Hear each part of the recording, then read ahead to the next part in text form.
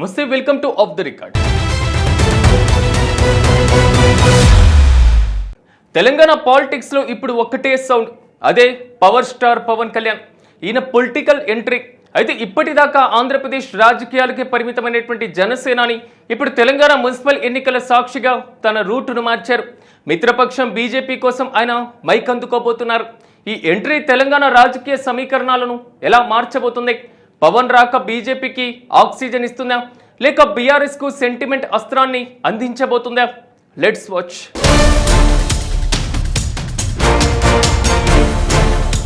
తెలంగాణ రాజకీయాల్లో ఇప్పుడు ఒకటే చర్చ. జనసేనాని నెక్స్ట్ స్టెప్ ఏంటి? ఆంధ్రప్రదేశ్లో కూటమిని అధికారంలోకి తీసుకురావడంలో కీలక పాత్ర పోషించిన పవన్ కళ్యాణ్ ఇప్పుడు తన చూపును తెలంగాణ వైపు మళ్లించారు. ఇది కేవలం పర్యటన కాదు, ఒక పొలిటికల్ మాస్టర్ ప్లాన్. ప్రత్యక్షంగా గెలుపు కంటే ఒక బలమైన పునాదిని నిర్మించుకోవడమే లక్ష్యంగా గ్లాసు పార్టీ అడుగులు వేస్తోంది. అధికారం కోసం ఎదురు చూడటం కంటే జనంలోకి వెళ్లి బలాన్ని నిరూపించుకోవడమే సరైన మార్గమని పవన్ నమ్ముతున్నారు. ప్రస్తుతానికి తెలంగాణలో జనసేన ఒంటరిగా అభ్యర్థులను నిలబెట్టి ఓట్లు చీల్చడం కంటే మిత్రపక్షమైన బీజేపీకి అండగా నిలవాలని నిర్ణయించుకుంది. రాష్ట్రంలోని కీలక నియోజకవర్గాల్లో జనసేన ఓటు బ్యాంకు నిర్ణయాత్మక శక్తిగా మారింది. ముఖ్యంగా సెటిలర్లు, యువత ఎక్కువగా ఉన్న ప్రాంతాల్లో పవన్ కళ్యాణ్ ప్రభావం బీజేపీ అభ్యర్థులను గెలుపు గుర్రాలుగా మార్చబోతోంది.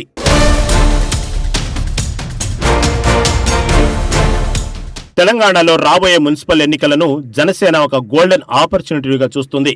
అసెంబ్లీ ఎన్నికల నాటికి పూర్తి స్థాయిలో సిద్ధం కావాలంటే స్థానిక సంస్థల ఎన్నికలే సరైన వేదిక అనుకున్నారు. క్షేత్రస్థాయిలో కేడర్ను బలోపేతం చేసుకోవడానికి, వార్డుల వారీగా పార్టీ జెండాను పాతడానికి మున్సిపల్ ఎన్నికలను ఒక లాంచ్ ప్యాడ్లా వాడుకోవాలని పవన్ కళ్యాణ్ తన శ్రేణులకు దిశానిర్దేశం చేశారు. పార్టీని పెద్ద వృక్షంలా మార్చాలంటే మున్సిపాలిటీల నుంచే నీరు పోసి పోషించాలని జనసేన భావిస్తోంది.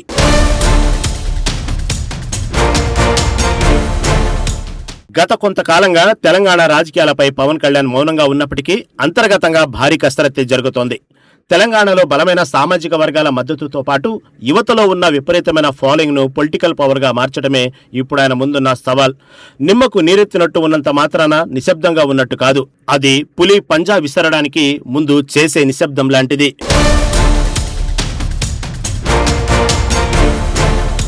తెలంగాణలో జనసేన ప్రయాణం పూలబాట కాదు. ఇక్కడ ఇప్పటికే బలమైన పునాదులు ఉన్న కాంగ్రెస్, బీఆర్ఎస్ పార్టీలను ఢీకొట్టాలి.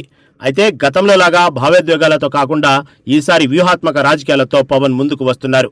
ప్రత్యక్ష పోటీ లేకపోయినా కింగ్ మేకర్ పాత్ర పోషించడం ద్వారా రాష్ట్ర రాజకీయాల్లో తన ఉనికిని చాటుకోవాలని చూస్తున్నారు.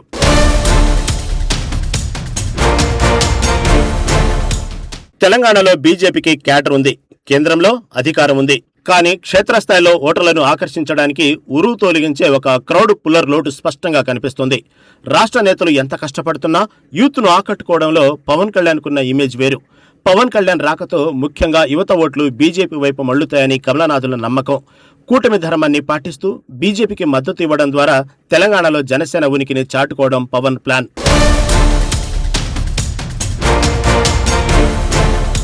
తెలంగాణ అంటేనే ఒక భావోద్వేగం. ఇక్కడ రాజకీయం కేవలం ఓట్లు, సీట్లతో ముగిసిపోదు, అది ఆత్మగౌరవం చుట్టూ తిరుగుతుంది. దశాబ్దాల పోరాటం తర్వాత సిద్ధించిన రాష్ట్రం కాబట్టి ఇక్కడి ప్రజలు తమ అస్తిత్వాన్ని చాలా గౌరవిస్తారు. సరిగ్గా ఈ పాయింట్లోనే ఇప్పుడు తన ప్రధాన అస్త్రంగా మార్చుకోబోతుంది. తెలంగాణ రాజకీయాల్లో తమ ఉనికిని చాటుకోవాలని చూస్తున్న ఇతర పార్టీలకు ఇక్కడి సెంటిమెంట్ సెగ తగలకుండా ఉంటుందా అనేది ఇప్పుడు అసలు ప్రశ్న.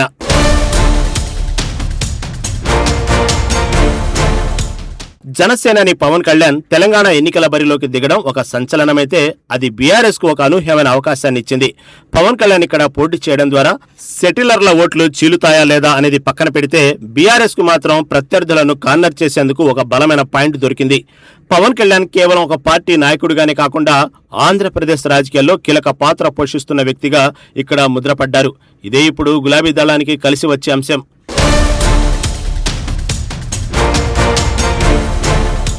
టీడీపీ, బీజేపీ, జనసేన కూటమిగా ఏర్పడడం లేదా లోపాయికారి పొత్తులు పెట్టుకోవడం అనేది రాజకీయ ఎత్తుగడ కావచ్చు. కానీ తెలంగాణలో దీనికి ఆంధ్ర ముద్ర వేయడం ద్వారా ఓటర్లను ప్రభావితం చేయొచ్చని బీఆర్ఎస్ భావిస్తుంది.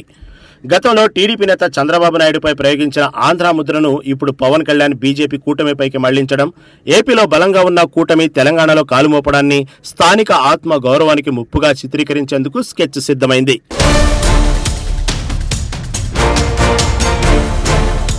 తెలంగాణ ఉద్యమ సమయంలో మన నీళ్లు మన నియామకాలు మన నిధులు అనే నినాదం ఎలాగైతే ప్రజలను ఉరుతొలగించిందో ఇప్పుడు మన పాలన మన నాయకత్వం అనే నినాదాన్ని బీఆర్ఎస్ బలంగా వినిపిస్తుంది.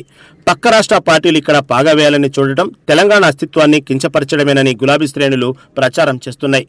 బీఆర్ఎస్ నేతలు ఇప్పటికే క్షేత్రస్థాయిలో ఒక విషయాన్ని బలంగా నొక్కుతున్నారు. ఢిల్లీకి గులాములు కావాలా, లేక ఆంధ్ర నేతల డైరెక్షన్ నడిచే వారు కావాలా, లేక తెలంగాణ గడ్డపై పుట్టిన మనవాళ్లు కావాలా?